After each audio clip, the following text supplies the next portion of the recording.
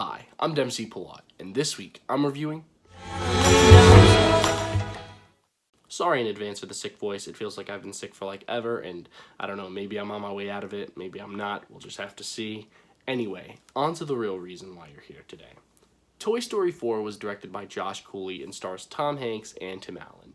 The film also stars Annie Potts and features a slew of new cast members to the franchise, such as Tony Hale, Key and Peele, Christina Hendricks, and Keanu Reeves. And the film follows the same toys that we all know and love from the previous films as they try and help a new toy named Forky, who is literally made by their new kid, Bonnie, like literally out of trash. And it's actually a recurring joke throughout the film. But they have to help him come to terms with his purpose as a toy, which I know seems strange, but when you watch the film, you realize how I guess, existential that is. And along the way, they actually bump into an old friend, Bo Peep, who, as we all know, was not present in the last film. And in this film, you find out what happened to her. But in bumping into her, they actually experience a series of misadventures that, in turn, requires them to kind of re-examine their own purposes as toys as well. And I actually really love this film. Going into it, I was a little bit skeptical, I'm not gonna lie, but that's just because, and I think I speak for a lot of people when I say this, the third one was like perfect. It ended things off so nicely, and in a way that I thought would have been really hard to expound upon, but here we are, and I believe it or not, they do expound on it, even better in some respects. While I still do think that the third one is a nice finish in some regards, I think that this film acts as a better epilogue to everything. Just when I thought that these toys couldn't teach me any more about life, here we are, teaching me things about self-worth and true purpose. Like, these films, I swear, are more philosophical than that one class I took in college, which actually turned out to be a math class, and I really don't want to go into that anymore. I think I've already gone far enough off the rails. Now, the animation and the direction are really great. Beautiful, really, and the cast is also really great too. The new characters we meet anyway. Key and Peele, who play Ducky and Bunny, and Keanu Reeves, who plays Duke Kaboom. All those guys are just absolutely hilarious and steal every scene that they are in. I literally laughed harder than I have at any movie this year in the scene that Ducky and Bunny have, which I'm not going to spoil, obviously. But one of the things that I really liked about this film was the fact that it chooses not to really focus on some of the characters that we already, like I said before, know and love. Ham, Mr. and Mrs. Potato Head, Rex. Those guys are kind of off to the side. They're still present in the plot and they're still important, but the film kind of opts out of focusing on them, but it does enough to let you know what they're up to still, you know, not entirely pushing them to the side.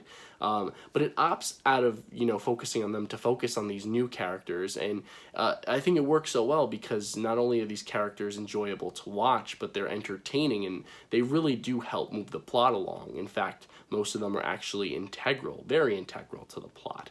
And I know it kind of sounds terrible saying that they're essentially just plot devices, but trust me, they barely feel that way. And when you see these guys in action, you'll feel exactly how I felt watching them.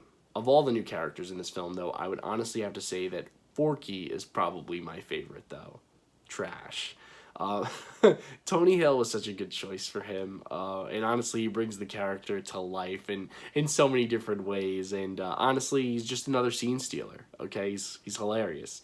And this film is definitely the funniest of the whole franchise. I've rewatched some of the older films recently, and I don't think that I've laughed as hard as I did with this one with any of those. So yeah, this one definitely wins the vote for funniest Toy Story film. Now, despite the film's primary focus on Forky and his relationship with the toys, as well as Woody and his rekindled relationship with Bo Peep, I think that the best arc of the film belongs to Buzz Lightyear. And that's just because over the course of the film, he has a really special journey, and one that actually carries the strongest message of the entire film. To be honest, the only real problem that I had with this film is that at times it does feel reminiscent of some of the other films in the franchise. I mean, how many times are we going to see toys chase after other toys when they get lost or go missing or get taken, or you get what I'm saying. And how many times are we going to have to watch these toys, you know, tiptoe around living people before, you know, the person finally looks and sees that they're in a weird position. I don't know. Some of that stuff just felt very played out to me. But other than that, I really enjoyed this film. Most sequels in animated film franchises tend to lose their spark after the first film. Like, they stop making you care about the characters entirely. But with these films, that's never been the case. I mean, after watching this film, I feel like I care way more about the characters than I ever have. And it's kind of unfortunate because this time around it actually feels like it's over.